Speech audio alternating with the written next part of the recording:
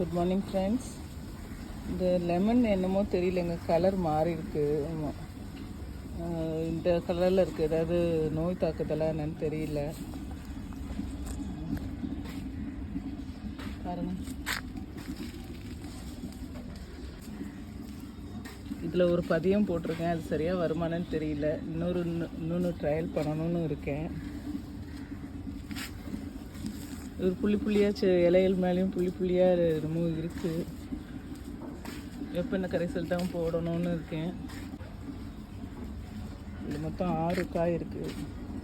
சரி, இன்னைக்கு ஒன்று பறித்து பார்க்கலாம். நம்மளுக்கு டெம்ப்ட் ஆகிட்டே இருக்குங்க. எத்தனை நாள் செடியிலேயே வச்சு பார்த்துட்ருக்குறது. அதான் ஒன்று பறிச்சிட்டேன்.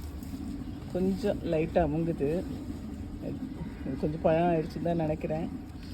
ஆனாலும் எனக்கு டெம்ப்ட் ஆகிட்டே இருக்குது. இன்னும் 4 பெருசு இருக்குது.